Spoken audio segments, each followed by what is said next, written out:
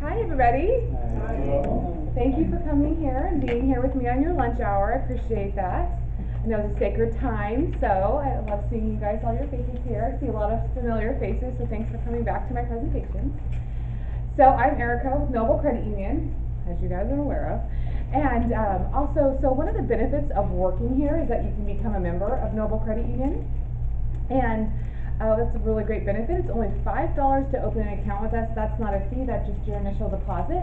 That includes savings, checking, debit card, all-in access, free bill pay, no monthly service fee, no minimum balance required. It's free.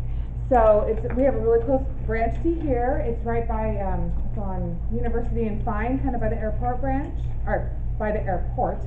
It's called the airport branch. So if you guys are interested in joining or anything like that, you can do that today. I will be paying that $5 for you to open your account if that's something you are interested in. So I just have the membership application. You would just fill this out, and I just need to see your ID, and we can open your account today if that's something you would like to do. All right, so we're going to go ahead and get started about getting out of debt. I know all of you guys here don't have any debt, right? No. You guys are just here just in case you do get into debt at some point in time in your life, right? Exactly. Exactly. You guys are already on the right start. A free lunch is the best way to get out of debt. They don't bust.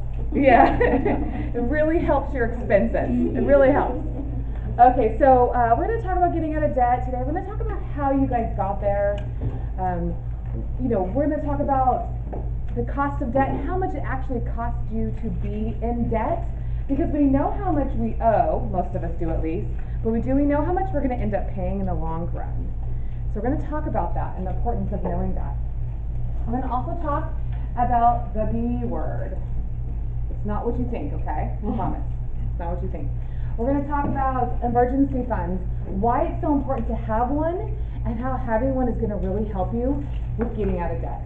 We're going to talk about methods of paying down your debt. There are different ways to pay it down.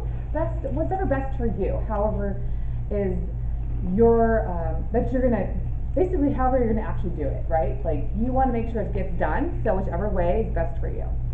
And then tips of staying out of debt. So once you're out of debt, which all of you guys are, so you guys can just go to sleep until the last part of the presentation on how to actually get out of debt, on how to stay out of debt once you are no longer in debt. So I'm going to talk about how we got there, okay? How did we get ourselves into debt? This is actually really, really important in getting out of debt, and even more so important than staying out of debt once we've got out of debt. So how did we get there? Was it an impulse purchase? Was it something that you randomly wanted to purchase and you like to buy random stuff? You like to walk by a store or go on Amazon and buy whatever your thing is, and just buy random things. Is that your thing? Does that make you feel good? Lifestyle choices, just living beyond our means, right? I think something about 70% of Americans live beyond their means or something like that. It's a lot of us. We actually want to have that American dream, right?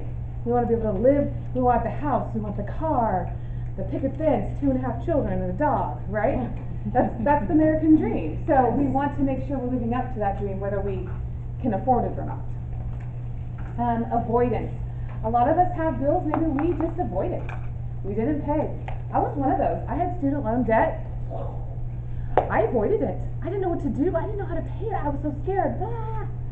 I shouldn't have been so scared, because once I figured it out and took care of it, they work with you based upon how much money you make and all that good stuff. But avoidance really made me end up paying more in the long run on my student loan than it would have had I started paying it immediately. Unfortunately, so made a mistake there. Your unexpected expenses, things that just happened. This is my boss's dining room. Her air conditioning unit leaked and fell through her dining room. That's fun, right? So I'm sure that was a pretty penny to fix, right? Those are unexpected expenses, emergency room visits, those kinds of things. Medical bills, unexpected expenses that just come up, and then now all of a sudden we have to pay them. And then education expenses, I kind of skipped right to that one. I was telling you about that, but student loans, I'm hoping that none of you in here have this. You guys are all free and clear. But if you have children that have them, or you're gonna have children who are thinking about getting student loans, just have them call me, we'll talk. Alright, so when we're thinking about our debt, we wanna think about how much it's costing us, right? So this is an example. In as of August 2018, the average U.S. household debt is $7,327. That's just credit cards, you guys. That's not mortgages, car loans, that's just credit cards. And so, to get this paid down, if you're making a payment, the minimum payment, which is 2% of the balance, which would be $147 a month at an 18% interest rate, it's going to take you over 30 years to pay off that $7,000. That $7,000 is going to cost you $25,000, a total interest of $18,400 more than you originally took the money out. So have any of you guys actually done it? Have you guys looked at your debt, and you're like, okay, this is how much I owe, this is how much I'm going to end up paying in the long run? Some of you have, most of you probably haven't, right? Because maybe we may have done it when we got our mortgages. Maybe if you have a home you own, you may have looked at it. I cried when I looked at it, how much it's going to cost us, so we do make extra payments every month towards that. If you look at your car loan, how long that much is going to cost you in the long run. It does make a big difference, and especially credit cards. So the higher the interest rate, the more you're going to end up paying. So what is the first thing you probably should start paying down? Those credit cards, right? Yeah, because those are the ones that are going to really get you. And we're going to talk more about that.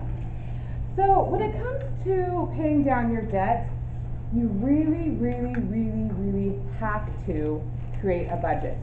It is going to be the key to your success in being able to pay it down. Because you need to make sure that you're paying your regular bills, being able to eat, being able to live life, and pay down your debt. And that's hard, right? To do all those things. Because none of us in here are millionaires, I don't think at least. Maybe you guys are self-proclaimed in here or something, right? But, so creating that budget is key. And I know it's no fun. I know you're thinking, oh, I don't want to create a budget. That sounds miserable. And to be honest with you, it is when you first have to do it. It's no fun. It's work. And you have to create it. But once it's done and once it's created, trust me, it'll feel so good knowing exactly how much money you're spending every month in every category in your life. So, don't get too stressed out about it. Don't be angry about, or mad at yourself for the debt that you created, or the debt that your significant other created, right? Because I went into my marriage with $90,000 in student loan debt. Do you think my husband was very happy about that? No. He knew about it. I didn't trick him. He knew. He's still married, so. But, you know, he was probably frustrated with me, but you know what? We sat down, we knew what we had to do, we know how much debt we had, and we did it together. And we decided, hey, I can't be angry at you, you can't be angry at me, we just have to get this done. This is the reality, this is what it is. Let's do it, let's conquer it. And that's the kind of mindset you need to have. So, when it comes to creating your budget, you gotta figure out what is the best way for you to sit down and do it. Are you the pen and paper kind of person? Awesome. Get a pen and paper, start writing down your budget. Are you the kind of person who likes computers and spreadsheets? Great. Do that. Spreadsheets. Perfect. There's a template budget form, which I'll show you in just a minute. And then there's a lot of online tools that are out there as well. The credit union has a attachment to our website. To your online access. And it'll show you how to budget on there as well. So it's actually a pretty good amount. If you just click on it, just sign in, it'll give you just a pie chart of approximately how much you're spending in different categories. So it's pretty cool. And I want you guys to take the last, or just actually go to the last 2 pages of your packet, this one right here that's in color. This is an example spreadsheet. This is an example of a budget. So, I want you to look on the left-hand side. These are all expenses. And you look at the very bottom, it says cigarettes, Starbucks, other gambling, and alcohol. The reason that's on there is when you're creating your budget, you have to be honest with yourself. Do you have a vice? Make sure you budget for that vice. If you like to have a 6-pack of beer every Friday night, great, budget for it. If you like to go to Chuck Tansy and gamble, you better budget for it. Whatever your thing is, I want to make sure that you're budgeting for it, because that will be the key to cutting down your debt. Now on the top right hand side is your income, and then right below that is all your bills. All your debt, I should say. So not usually your PG&E, that kind of thing, but your debt that you still owe money. On the other page is a blank one for you to have to use. I do have this exact same spreadsheet in an Excel spreadsheet form that will do all the calculations for you, and you can change the expenses to whatever's best for you. I would love to email that to you. So my email address is in the very last slide of my presentation on here. Just email me. I will email you the Excel forms for you, so you can create that budget. Woo! You guys are excited, I know you are. So fun. Alright, so when you're figuring out your budget, the first thing you have to think about is your income. How much money am I making? How much money am I bringing in? If you have other than just your paycheck, which I am not that lucky person that has a grandma or a great uncle who gives me hundreds of dollars every month. I'm not that person. But if you are, make sure you're budgeting for it. Alimony, child support, side jobs, whatever it would be, you want to make sure you use all that money into creating your budget. Then you're going to figure out your expenses. This gets a little bit trickier, because how many of you guys know exactly how much money you're spending a month on food? Okay, good, you're all in the right spot. We're going to help figure that out today, how much you're going to figure out off of food. So one of the best ways to figure out what you're doing with your expenses is to save all of your receipts. So if you go to the grocery store, you go to Target, Walmart, wherever your shopping du jour is, make sure you save all the receipts and everything you purchase. And then after 3 months, you're going to add them all up, divide them by 3, and it'll give you an idea of how much you're spending on food, gas, personal items, household items, pets, kids, whatever you're spending money on, clothing, all the different categories that you might have. It'll help you be able to create a budget that way. So it might not be that easy for you tonight to just go down, okay, I'm going home, creating that budget, doing it today. You got it. You're going to have to get stuff. You're going to have to get all your bills. You're going to have to figure out how much you're spending on each category before you can start creating that budget. And then it's, of course, when it comes to creating your budget, make sure you have a category for fun money. You want to make sure you have some fun money in there. And I'm not talking about $20. $20 in fun money, you can barely go to the movies, right? I mean, go to the movies, but you can't buy popcorn and soda. So, speaking of movies, just want to tell you this has nothing to do with the credit union or anything, but I went to that new 4DX movie. You guys know what I'm talking about? In Edwards Theaters, they had this new 4DX cinema, like just a movie theater room, like a regular theater. But you go and you sit in these chairs, and they're kind of sitting up a little bit, and you're in the movie, and they move up and down, bounce up and down, jiggle. There's little things that get your feet, air pops out, rains on you, wind. It's like 4D, like a whole experience. Super fun. $23 to go. Not gonna have enough for fun money of $20. It's really fun though. I really encourage to go. It was a really fun experience. If you get motion sickness just a little bit, take some Dramamine. Alright, so once you've created your budget, you figured out your income, you figured out your expenses on how much you have, you got to see, am I over budget? Am I spending more money than I'm making? Most of us will have that happen to us. Most of us, when we create our budget, we're like, I want $2,000 a month for food. Joking. But, when you figure out how much money you're spending on food, it's going to probably make you cry. Like, it is crazy how much money we spend on food. I stopped shopping at certain grocery stores. I am a food maximista. I know it's supposed to be TJ Maximista. I changed it to Food Max.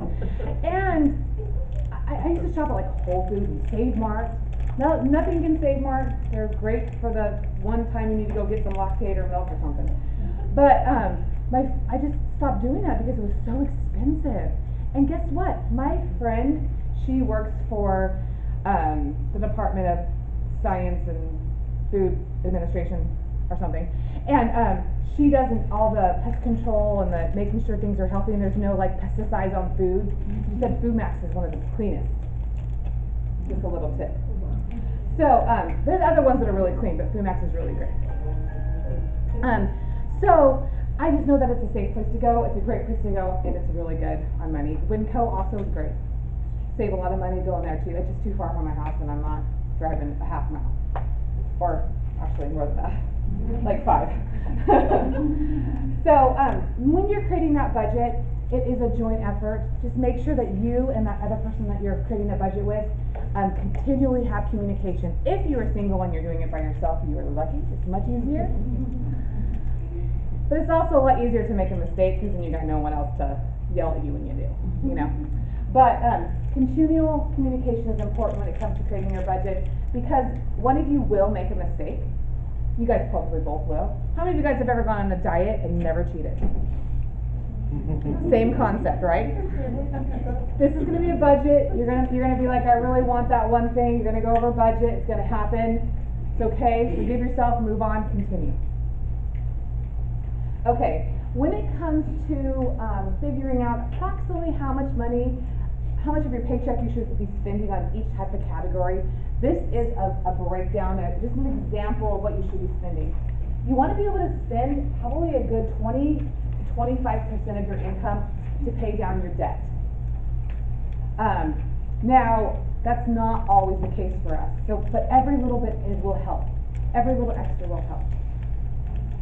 And if you see here, it says housing, 25 to 35% of your income. So your gross monthly income before you get paid, calculate 35% of that.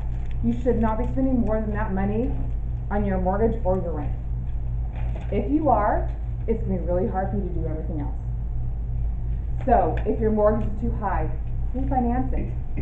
If your rent's too high, move somewhere that's cheaper. Yes, that's no fun, I know. But it will help you be able to pay all the rest of your bills and be able to pay down that debt if you do that. Okay, when it comes to having your budget, every month is going to be a little different. What about the month of December? Do you think that's like totally the same as every other month? No. Absolutely not. And we all have that one month that we know everybody's born in. Like you have 85 birthdays. Yeah. That's also that month you're gonna think about. So the best thing to do is budget for the whole year for the holidays. Budget for the whole year for gifts. So that when you come across those months that are a little more expensive, you can budget for that. And when it comes to the holidays, don't just budget for gifts. You need to budget for food for the holidays. Because how many times do you guys go out to eat during the month of December? Either you're too busy, you're getting together with friends, I don't know, just sounds good. Whatever it may be, just make sure you're budgeting for that as well. Okay, so envelope system. How many of you guys have heard that? Paying your debt with the envelope system. Do you guys have?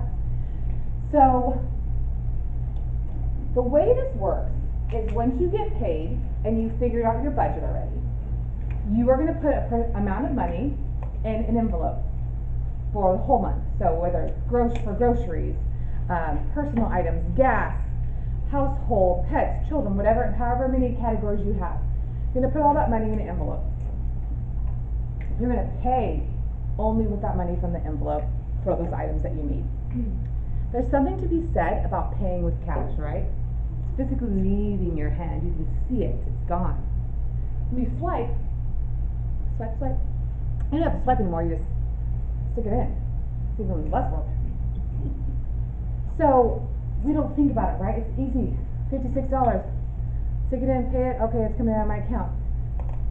$56 is, you have to use 3 $20 bills to pay for that, right? Like, that means a lot more, right? It's mentally different. So there is something to be said about paying your debt down and paying your budget with cash. Now, for me, it makes me a little paranoid carrying around that much cash. Because guess what? If I have $300 in an envelope in my purse and I lose my purse or my purse gets stolen or whatever, Where's my $300? It's gone, no one's bringing that back to me, right? So that's why I do like to use my debit card for that. And what I do is I use my credit card that is attached to my account. And so what I do is I have enough money, I pay with my credit card, and then I immediately transfer money from my account to my credit card. I get points from my credit card, and then the money's transferred immediately, whatever I purchase. Now you have to make sure you're good at that, right? So if you're the kind of person who's like, I'm not gonna, I'll pay it later, then don't pay with your credit card, use your debit card. But the way the credit union works is you can have a savings account, a checking account, and then a bunch of different savings accounts attached to it. They're called secondary savings accounts. And you can name them whatever you want. You can have groceries, you can have your rent, you can have, I have one for a car in case somebody hits me, and I have $50 and $500 in there at all times, so I can get my car fixed. I have, gas, pets, hair, all the things. You can have all the different categories, and you can just transfer it. It's really, really cool. I really like it, and you can just do it right on your smartphone, on your mobile phone. You can just transfer it immediately, or you can just go online at home, whatever works for you. That's a really great way. I suggest you do that. Okay, so now that you got your budget in place, now what? Now what are you gonna do? Okay. So I just got done telling you guys not to make minimum payments on your debt, right? I know. But you're gonna start doing that, okay? You're gonna make all the minimum payments on all of your debt, just the minimum, no more than that. And then you are going to establish an emergency fund. Why do you think it's so important to have an emergency fund? For emergencies. Because once they happen, what happens to your budget? If you don't have that money, you're gonna use your credit card, right? Trying to pay down your debt and you have to use a credit card. So once you have that emergency fund created, then you're gonna attack your debt. So you need to have $1,000 of emergency fund. That might take you a few months to create, that's okay. But you need to make sure you have that, because if you don't have that $1,000 emergency fund, trust me, when something comes up, you're going to have to put it on a credit card and then you're gonna get yourself more and more and more into debt. Over 60% of Americans don't have an emergency fund. So if you don't have one, don't feel bad. You're not alone. And so when an emergency does happen, you try to take it from your budget first.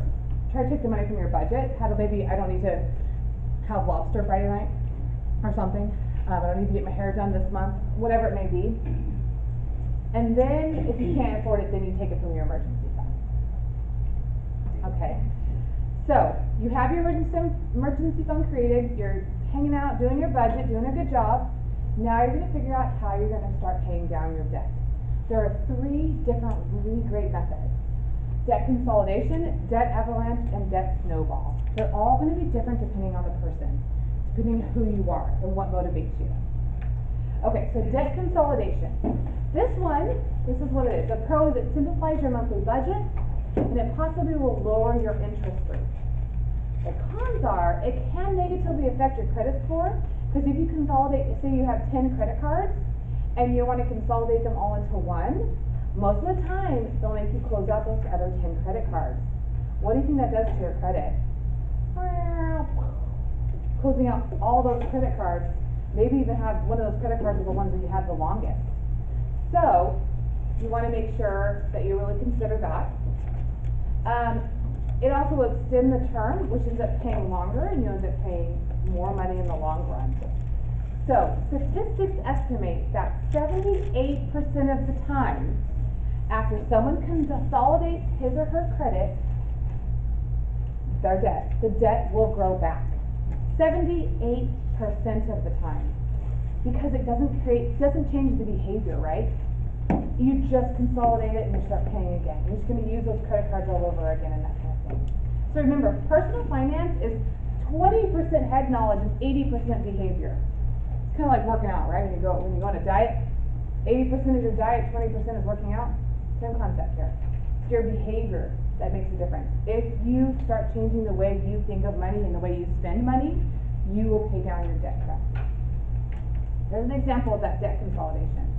So let's say you have $30,000 in unsecured debt. You have 2 trades, one's $10,000, one's $20,000. one's 12%, 10%, and you're paying a total of $1,100 a month for them. You consolidate that debt, and now it lowers your payment to $640 a month. That's a big difference, right? From $1,100 to $640. You get a lot of extra money after that. Interest rate of 9%, which is lower than that 10 and 12, and now extend your term to 6 years, where these were only a 2 and a 4 year loan. So what ends up happening is a $46,000 debt versus a $40,000 debt. So you end up paying almost $6,000 more overall for that consolidation. Now, I'm not saying consolidation is bad and that nobody should do it. If you create your budget and you still have no money to even start putting money towards debt or paying it down, then a consolidation is good for you. Absolutely. But if you do your budget and you have a little bit of extra money you can start putting towards your debt, then snowball or an avalanche is going to be best for you. These are the two tried and true methods that will help change your behaviors and paying off debt. Okay, so with debt avalanche, the way this one works is you're going to list your debts from the highest interest rate to the lowest interest rate. You're going to still make your minimum payments on every single one of your debts except for that first one. And you're going to make some extra payment on that first one, and then once that first one is paid, you'll roll down that amount, pay it down. So it's kind of like an avalanche. This right here will save you the most money, because you're paying the highest interest. Remember I told you, what should you pay first? Your credit cards, because they have the highest interest. That's what this concept is here. So you have all these debts, highest interest rate to lowest interest rate, the minimum payment. You have $200 extra to put towards your debt. So you make all the minimum payments except for this very first row. You pay an extra $200, which is $250 a month. Pay that, and then once that's paid down, you're going to roll that $250 now down and make that payment. And once that's paid off, you're going to roll the $280 down, so you see how that kind of goes more and more and more. You get that paid off. All right, now there's debt snowball. Debt snowball is exactly like debt avalanche, except you list your debts from the highest balance to the lowest. I'm sorry, from the lowest balance to the highest balance. So the lowest, what you owe less on, to what you owe the most. You're going to still do the same concept. You're going to make all the minimum payments on everyone except for that very first one, and you're going to roll the debt down. Now this one creates the greatest momentum and has the highest success rate, because you get successes quicker this way. So this is the example. You list your balance right here, the lowest balance to the highest balance. You make the minimum payments. You have the extra $200 again. You're going to put that towards the very first debt. $200, so you're paying $250 a month on that first debt. How long is it going to take you to pay that off? That first debt? 2 months. Heck yeah, that feels good, right? Getting that paid down. Now you're going to roll that $250 extra. You're going to put that towards that next debt. You're paying $280 a month now. $650. How long does it take to pay that off? 3 months, right? 3 months. In 5 months, you pay down the first 2 debts. That feels good. That creates the best success rate. How many of you guys have been on a diet and you lost like 2 to 3 pounds a week, and then you went on a diet and you lost 0.2? Did you successfully continue with the 0.2 diet? No. You're not gonna do anything if you're not getting any wins. It doesn't feel good. It doesn't feel successful. You don't feel like you're doing anything. That's why this snowball method is the best one, because it creates success. It creates that momentum, and you can to celebrate each victory. So my coworker, she had $80,000 in debt. Her and her husband got married in 1 year. Got married, changed jobs, bought a house, bought a new car, got pregnant. Before they got pregnant, they were like, crap, we have so many bills, we can barely make our payments. What are we gonna do? But they were still living. Then they got pregnant. There's no way they're gonna pay for daycare. There's just no way. They're like, how are we gonna do this? We have to figure out, we have to create that budget. So they created that budget, okay? So not only were able to pay for daycare, but they were able to pay down that $80,000 in debt in 5 years. So it is successful if you can do it. She was strict. I remember I'd be like, hey, you wanna go for lunch? No, I can't, paying down my debt for 5 years. For 5 years. Now, she did have her little fun money, so sometimes she would go out to lunch, but it was when like all of us would go out to lunch together. And she would never buy herself new clothes, maybe once or twice here and there. But she was very diligent. Both of them were, and they paid it down. And every time they paid down the debt, they celebrated by a bottle of champagne. That's the one they wanted to do. That was their victory celebration. Everybody has something different. Whatever your thing is, do it. I'm not saying go to Tahiti every time. That's not gonna work with your paying down your debt. But something simple like that. So that when they first paid down their first debt, they had bottle of champagne. It was a cheaper one. And then as they paid down their debt and they paid it all off, they bought a more expensive bottle of champagne. They ended up liking the cheaper ones better, but it was kind of fun, right? It's kind of a fun thing for them to do. So whatever your thing is, make sure you celebrate that victory. And ask yourself, what would you do if you were debt free? If you had all that extra money that you weren't putting towards debt to live your life, what would you do with it? Would you retire earlier? I would. Tahiti. Tahiti's my first, and then retire early. Absolutely. Maybe we take our family on that Disney vacation that we wanted to take them on because it's super expensive. Whatever it may be. Now, your life does not get better by chance, you guys. It only gets better by change. You have to make changes. It's not all of a sudden your debt's not going to go away unless you start doing something about it. It's just not. It's not going to go away. It's going to always be there. So you have to make extra payments towards it. You have to pay it down. You have to make an effort to do that. So here's some tips of getting out of debt and also staying out of debt. So don't borrow against your home. Why do you think you shouldn't borrow against your home? Like take an equity loan? Why do you think that's not a good idea?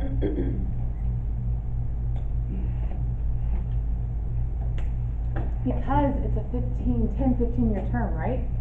You borrow money, you're paying that, it's gonna pay even more money. Right? Now, I'm not saying you should never get an equity loan, but think about other options first. Maybe if you need it, let's say you have a house, you need a new roof, you have absolutely no choice, it's caving in, then okay, maybe an equity loan is a good option for you. But if you're like, hey, I want to redo that bathroom, can you wait a few years? Can you save the money yourself and then do the bathroom? Yeah. So, think about that. Don't use those payday loans. I'm sure none of you guys do that, but they're like 300% interest rate, guys. Please don't ever use payday loans. It's crazy. Don't work with deceitful consumer credit counselors. Anything your credit counselor can do for you, you can do for yourself. So nobody's going to help you pay down your debt better, any of that kind of thing. Don't hide purchases from your family members. That's never a good idea. And make sure you're honest with your purchases and those types of things. Don't apply for new credit cards simply because you've reached the limit to an existing credit card. I did that. I've done that. I had all my credit cards maxed out, got a new credit card because I couldn't pay the bills on the other credit cards. Oh, it was crazy. Just stealing from Peter to pay Paul. To pay the other card? Yeah, exactly. I did that. I didn't know what to do. I didn't have enough money. Don't charge when there's no money. So I don't have any money right now in my fund budget, but I really want to go to that new 4DX theater that Erica mentioned. Don't do it. Wait for your next paycheck or whatever it may be. Make sure you pay more than that minimum on your credit card. So when it comes to just paying down your debt, doing the snowball method or the avalanche method, of course you're only going to make those minimum payments. But if you just have one credit card right now and you want to make sure you're getting that paid down, make sure you're not paying just the minimum. And this is an example of that. It's a $1,000 debt, paying $20 minimum payment versus a $40 minimum payment. This is at, I believe, an 18% interest rate. Oh, here's a different interest rate. So I'll show you the 18% interest rate right here. So it'll cost you over almost $800 if you just make that $20 a month payment on it, and almost 89 months to pay down $1,000, right? Crazy. If you pay just twice that amount, just $40, it's going to cost you less than $1,200 for that $1,000 purchase, and only 29 months to pay it down. Big difference in that, right? So you wanna make sure you're making extra payments on your credit card. The minimum payments are not gonna get you to get that paid down, it's gonna take you a million years. And fortunately now, if you guys look at all of your guys' statements, if you have credit cards, it'll tell you how long it takes you to get those, to pay it off, you just make those minimum payments. So that's good to have that. Okay. Do you consider consolidating loans? I don't want you guys to be afraid of consolidation from what I explained to you today. Yes, debt avalanche and debt snowball are the two best methods, but if you literally have no choice and you can't, that's what I had to do. I was getting a new credit card, I had to do debt consolidation at the time. So that does, but guess what? I ended up creating more debt after that. It happens. I was that 78% statistic, by the way. Establish a budget and stick to it. Honestly, that was the best. That was the only way I was able to pay down my debt, start paying it down and stick to it, create to it, was when I created that budget. Nothing else worked for me. Nothing else. Oh yeah, pay it down, I'm just gonna pay whatever I have extra, I'll do it. Nothing else worked. I'd still use my credit card. I would still pay stuff and use it. You know, it just didn't work. The only way to do it is to create that budget and stick to it. Make sure you can reduce your expenses whenever possible, like maybe get rid of your Dish Network or DirecTV and just have Netflix or something like that. I've been trying to get my husband to do that for years, he's not doing it. My husband will not do it, he's standing firm. But I'm like, I can just live with Netflix, I'm cool. Make sure you work with your creditors. If you can't make payments, contact them, let them know, they'll work with you, at least most of them will. And if you're having a hard time paying your debt, seek help. Go to the credit union, come to us. We'll be able to help you in some kind of way, especially if you have debt with us. If you don't have debt with us, that might be a little more difficult, but if you have a loan with us, we can help you. How many of you guys have done this? No? Yeah, me neither. But I've definitely shredded cards. This actually works really well because you can't use it, obviously, if it's frozen like that, but you can defrost it and eventually you can use it. So when you shred them in the shredder, you can't ever use them again. So I thought this was kind of clever. And when it comes to paying down student loans, I don't know if any of you guys have them, but it basically works very similar to your debt consolidations, the snowball, and the avalanche. You're going to want to pay them down like that. A lot of student loans, there's multiple. You'll have like 10 to 15 when you graduate. So paying them down with snowball, avalanche is great. I couldn't afford that. I had to consolidate them. So there's just different options and stuff out there for you. And then studentloanhero.com is a great website to go to. It has a really great resources for student loans. So if you guys know anybody or have family that has them, or you have them, that's a great website for you to go to. And what I would do with student loans, I would just add them into my debt if you have them with all your other credit cards and do the snowball and avalanche with them. Okay, so we learned today, we learned how we got there, right? How did we get to our debt and how to make those changes? We have to figure that out. Who are we as a spender? And how do we make those changes? One of the things I would explain in stuff in my presentations is, and I don't have a PowerPoint, is that how much money does something cost for you? How much work do you have to do in order to pay for things? So if something's $100, think about how many hours of work it takes you to make that $100, and then you can figure out how worth it is. And that kind of helps me when I buy things now. Like I think, oh, wow, I have to do that much work, so it's not worth it for me. Or yeah, it really is worth it. You know, you'll know. Understanding your debt, how much do you owe? I want you to go home and figure that out. I want you to figure out, if you do nothing else from this presentation, at least do that. Figure out how much money you owe so that you know how much it's going to cost you in the long run. And that B word, budget, keep talking about it, it's very important. Methods of paying down that debt, like I said, consolidation is still something you can do, but that debt avalanche and especially the snowball are the best options. And then of course those tips on staying out of debt. There's some resources for you, and thank you very much.